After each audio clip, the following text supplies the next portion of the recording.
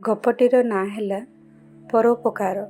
ପ୍ରାକୃତିକ ଶୋଭାର ଅକଳନ ଭଣ୍ଡାରରେ ପରିପୂର୍ଣ୍ଣ ଜଙ୍ଗଲଟିଏ। ତାର ଶୋଭାବର୍ଦ୍ଧନ କରୁଥିଲା ଗିରିମୁଖ ପର୍ବତ। ଦେହରେ ତାର କଳକଳ ନାଦ କରି ବହିଯାଉଥାଏ ସୁମୁଖୀ ଝରଣା। ପାଦଦେଶରେ ସୁଦୀର୍ଘ ଚରାଭୂମି।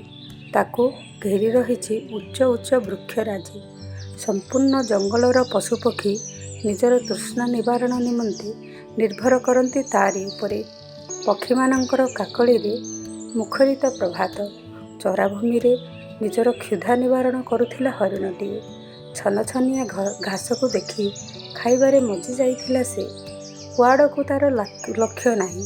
ବିରାଟ ଗଛ ମୂଳରେ ବୁଦା ଉହାଡ଼ରେ ଏକ ବ୍ୟାଧ ଲୁଚି ରହି ଲକ୍ଷ୍ୟ ସାଧୁଥିଲା ହରିଣଟିକୁ।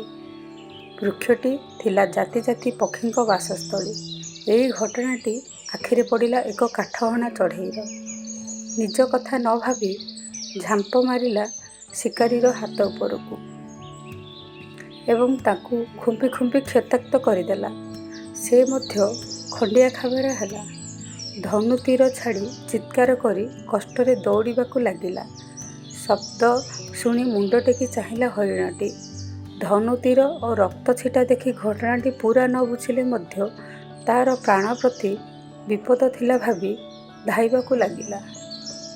ସେତେବେଳେ ସେ ଭାବୁଥାଏ, ଯାହା ଲାଗି ଆଜି ସେ ନବଜୀବନ ପାଇଲା ତାକୁ ଶତ ଧନ୍ୟବାଦ।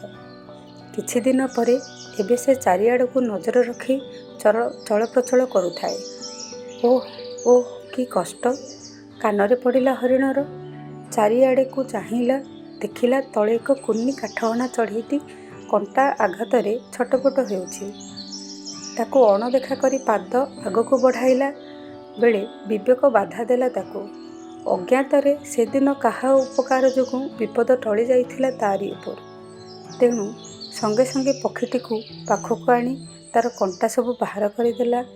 ସେଥିରେ କିଛି ଜଡ଼ିବୁଟି ଲଗାଇ ତାକୁ କିଛି ଖାଇବାକୁ ଦେଲା।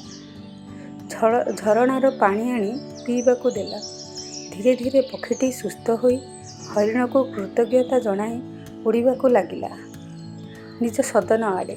ତାର ଉଡ଼ିବା ବାଟକୁ ଚାହିଁ ହରିଣଟି ଅନୁଭବ କରୁଥିଲା ଅବର୍ଣ୍ଣନୀୟ ପୁଲକ। ସେଇ ଛୁଆଟି ଥିଲା ଉପକାରୀ କାଠହଣା ଚଢ଼େଇଟିର। ନିଜ ଛୁଆକୁ ନ ପାଇ ବ୍ୟଗ୍ର ହେଉଥିଲା ମା କାଠହଣା। ବସାକୁ ଫେରି ଛୁଆକୁ ସକୁଶଳ ଦେଖି ଆନନ୍ଦିତ ହେଲା। ତାଠାରୁ ସବୁ କଥା ଶୁଣିଲା ଏବଂ ହୃଦୟରୁ ହରିଣକୁ ଧନ୍ୟବାଦ ଜ୍ଞାପନ କରି ଚିନ୍ତନ କଲା, ପରୋପକାର, ସ୍ନେହ, ଶ୍ରଦ୍ଧା, ଉପକାରିତା ହେଉଛି ଜୀବର ଅଳଙ୍କାର ଯାର ବିତରଣରେ ଏହା ପରିସ୍ଫୁଟିତ ହୋଇଥାଏ। ତାର ମହକରେ କୋଟି ଜନମନ ମୋହିଥାଏ। ଏହିପରି ଆଗକୁ କବିତା, ଗପ ଶୁଣିବାକୁ ହେଲେ ମୋର ଚ୍ୟାନେଲଟିକୁ ଲାଇକ୍, ସେୟାର ଏବଂ ସବସ୍କ୍ରାଇବ୍ କରନ୍ତୁ। ଧନ୍ୟବାଦ।